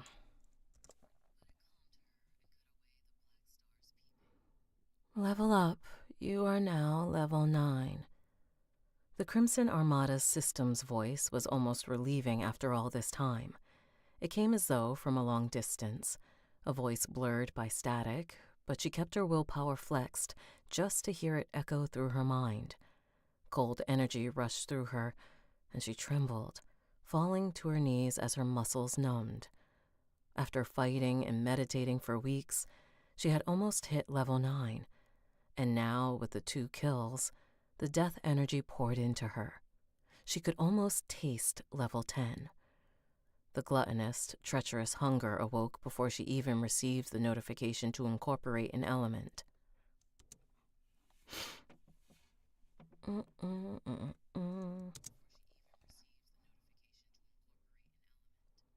Her soul reached out with tendrils, with tongues, for anything in range, but a notification surprised her before she could satiate the empty beast inside.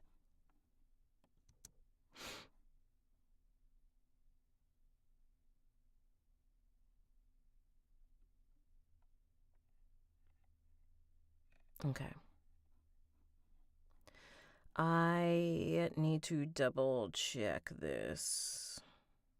What chapter are we on? We're on chapter 41. What I'm reading off isn't the prepped copy, so I'm just trying to make sure I do it right.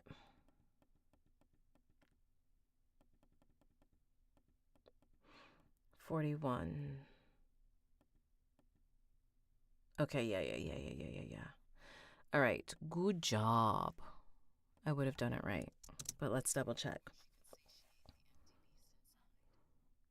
So many accept the boons of the system, but so few take up the cause. Congratulations, you have traveled into the dimension of another system and taken the fight to the enemy.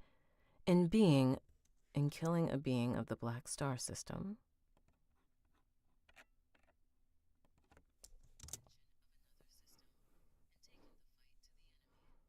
In killing a being of the Black Star system, you have proven your loyalty to the Crimson Armada in the only way that matters.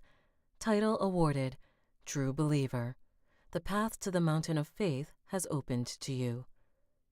She must have received this title from attacking and killing the bubble. Defending against them out in the swamp hadn't counted.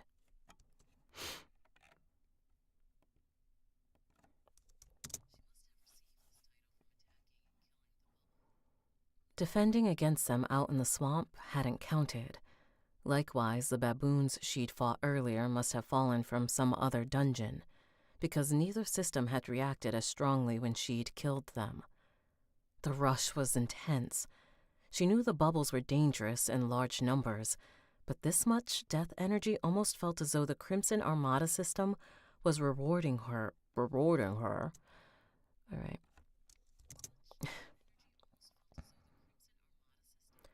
Was rewarding her for the nature of her efforts rather than the efforts of themselves. Got it. was rewarding her for the nature of her efforts rather than the efforts themselves. But what was this reward? She gritted her teeth in frustration. Everything always came with a question attached. She tried to examine the mountain of faith path, but it felt as though she were getting sucked out of her body, a sensation of towering height, as though a being such as Trinch was rushing toward her. With a feeling of smallness, she quickly canceled the examination and settled back into her shivering body. Sweat soaked her skin. Hunger wrapped around her spine. She turned her attention to the surrounding elements with desperate need. Burning through her willpower to keep the Crimson Armada system stable and present enough to look at all her choices.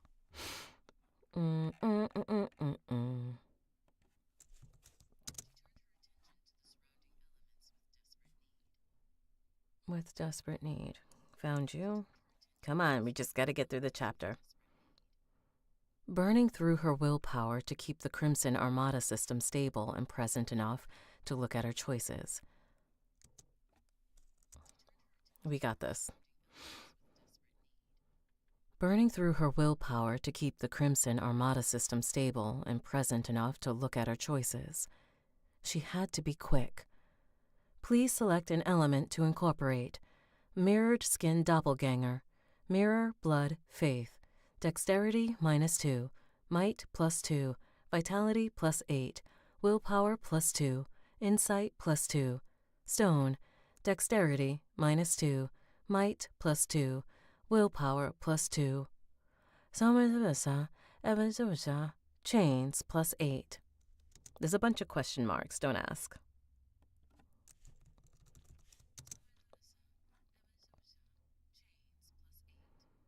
Her mind spun. She had expected Moth's body to be offered to her, and she had expected that it would be worth more than the surrounding elements. But the amount still surprised her. The listed essences stoked her hunger. Ugh.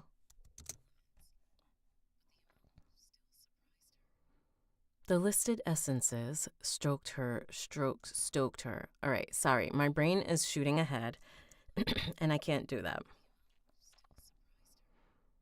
The listed essences stoked her hunger, blood, mirror, faith, the elements in the lost with she birthed a worm. All right, sorry, I'm distracted because I know what's going to happen, and it's...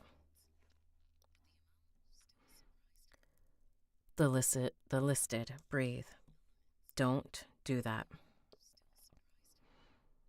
The listed essences stoked her hunger, blood, mirror, faith, the elements she lost when she birthed the worm. The blood and mirror were easy to see in Moth, but faith?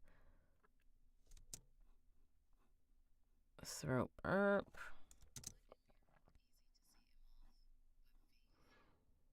Zoe supposed Moth's childlike optimism could be a sort of faith. Despite the compelling attribute gain, do you want to eat a copy of yourself? Maybe.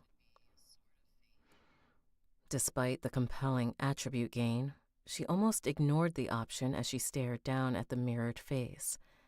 At her own mirrored face. Eyes closed as though asleep. Did she want to incorporate Moth? She wasn't sure if it was more respectful to bury her somewhere in this dimension or make her a part of herself. She examined the other options.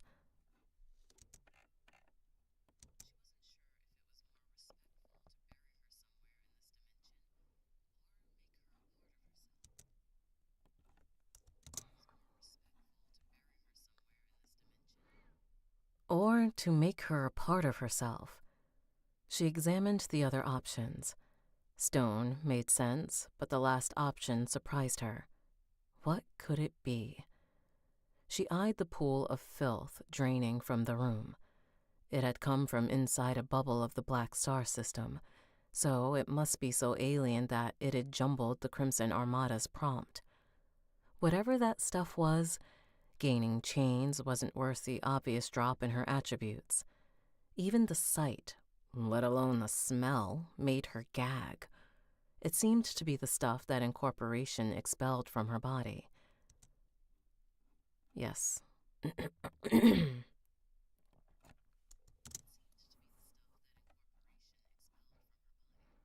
And there was no way she wanted to put it inside her. Though that raised another question. If the Black Star Deniz's eyes were filled, then what with the Crimson Armada considered impurities? Denizens.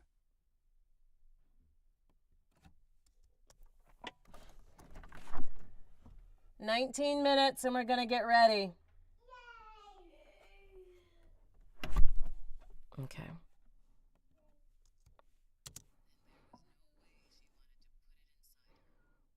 Though that raised another question. If the Black Star Deniz's eyes were filled with... It's not Deniz's eyes. Denizens. It's denizens. Denizens. If the Black Star denizens... All right, breathe. We got this.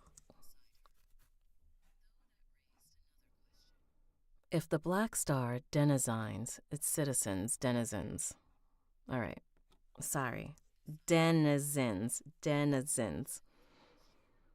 If the Black Star denizens were filled with what the Crimson Armada considered impurities, her hunger screamed, patience gone, restraint snapped. It seized control. Yum, yum, yum, yum, yum.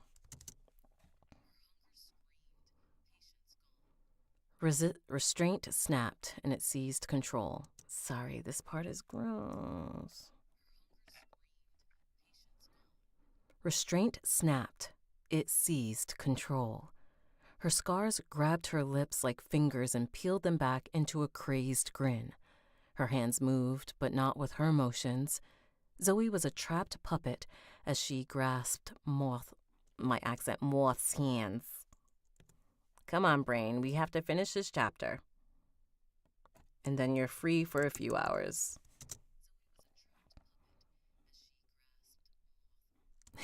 You're my accent. Moth's hands. All right. Zoe was a trapped puppet as she grasped Moth's hands and brought it up toward her mouth. Ooh. I love this book, but it's kind of... All right, let's go. Focus. Zoe was a trapped puppet as she grasped Moth's hand and brought it up toward her mouth. Locked inside her body, she couldn't move. The hunger had never been like this before. She tried to scream, but the only sound came inside her mind. Her gaping mouth moaned, hunger, pleasure, as her teeth bit down on Moth's mirrored finger. The taste of sweet glass and skin on a tongue.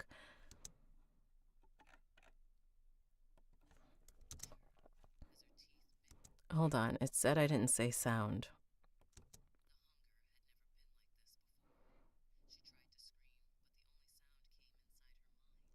But the sound only came inside her mind. Giggity. She tried to scream, but the sound only came inside her mind. Editing on the fly. The taste of sweat, glass, and skin on a tongue she could not control.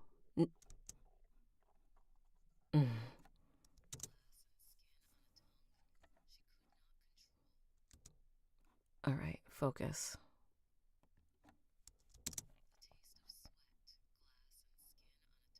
She could not control. All right, we can't punch in there. Come on, I can see the end in sight. The taste of sweat, glass, and skin on a tongue she could not control. No. But she wanted it all the same, for all her protestations.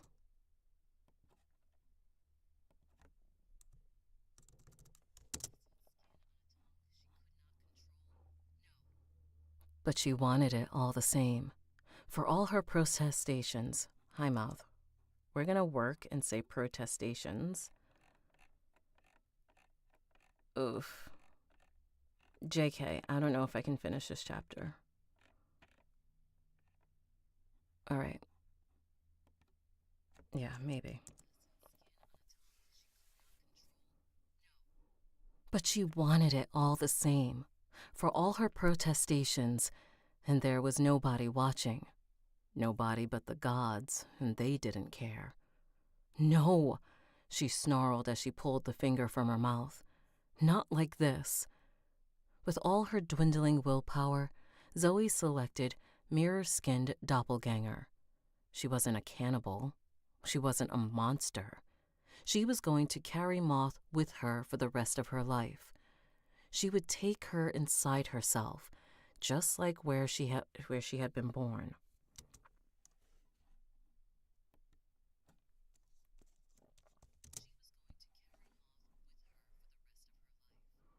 She would take her inside herself, just like where she had been born. But she would do this on her terms, not her hunger's. Moth's mirrored skin split into tendrils that flowed toward Zoe like misty fingers. They settled on her, gentler than any other incorporation before, and flowed into her pores. There was the faintest impression in her mind, a sigh that was almost a word, a whisper like fluttering moth wings. Or maybe Zoe just wanted to believe that death was not the end. Tears blurred her eyes as Moth's body unraveled and slowly, gently, returned Zoe's lost essence to her flesh. It felt essences.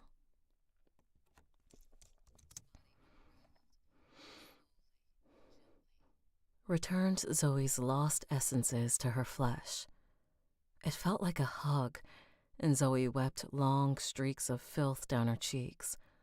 The foul waste stung her eyes, but she merely sat against the wall and let the pain throb, staring out into the dark room as Moth vanished and filled the bottomless pit inside her.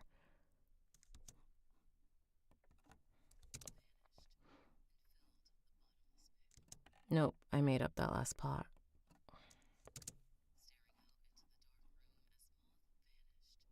And filled the bottomless pit inside. Child?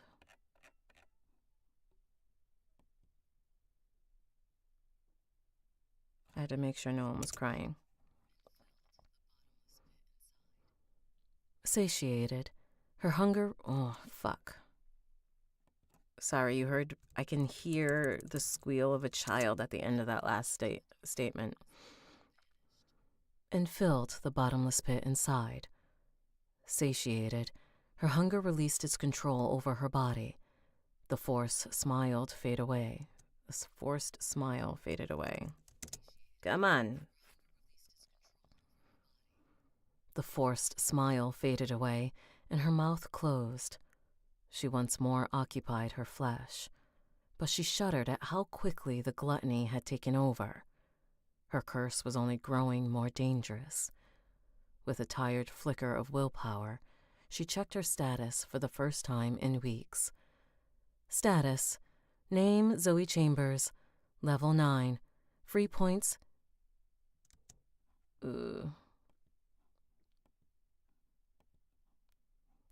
Free points disabled. Got it.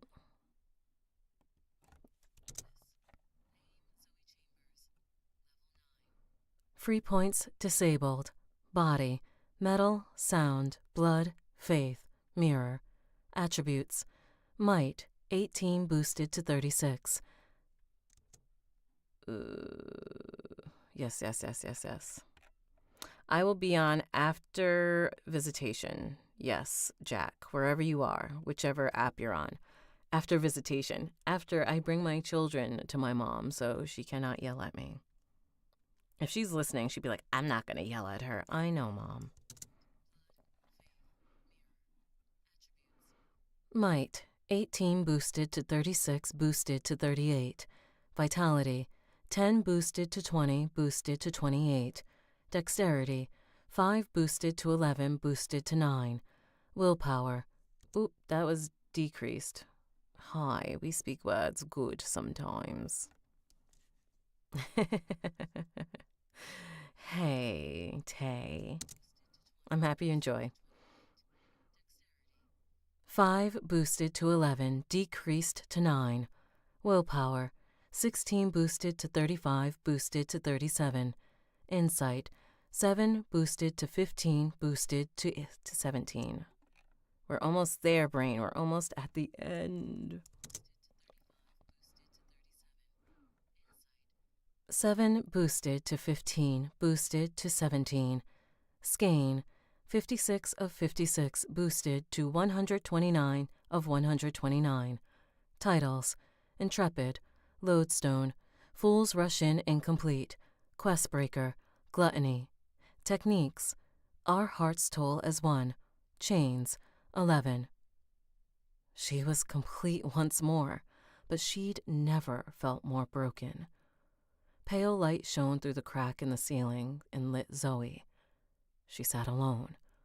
Filth crusted her cheeks, dried and flaking away as her fingertips swept over her face. Thanks, Justin, for the likes. You don't have to. Enough of you. Go enjoy yourself. Filth crusted her cheeks, dried and flaking away as her fingertips swept over her face.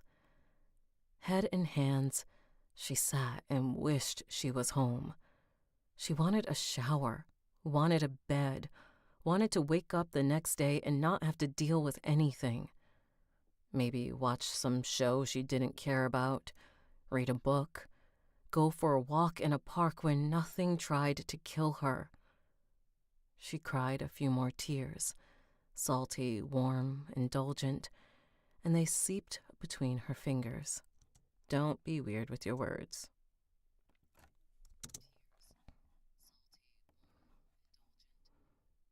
And they seeped. Almost there. And they seeped between her fingers. And it passed.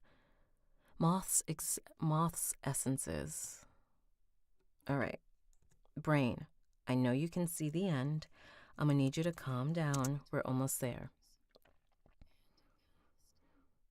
Moth's essence settled inside her as the incorporation concluded. It felt right, taking in her sister's body and bringing it with her. A burial was for those you left behind. In this way, she would know Moth was always with her, was always there. Everything is doing the most. In this way, she would know Moth was always there. It was a cruel reality that had forced her into this situation, and Zoe couldn't help but feel as though she'd failed some test. There was no system-announced curse, but the action branded her soul all the same. She had failed Moth, but she would not fail her memory. Her eyes still burned, tears wept, and she blinked and wiped them away. No more time for tears. She stood and moved about the doorway to the exit, but stopped when she saw the back of her hand, wet with tears, tears of mirror. Refrain from accessing skein or performing other activities until the technique crystallizes.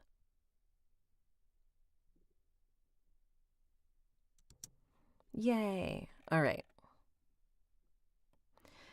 That's it. I'll be back later because I have to finish most of this. So, we're going to save it, and I'll see you guys later, whoever wants to join. Ooh, look, I didn't know I was red. Yeah, that's fine. It's too late now. But, all right, guys, see you later.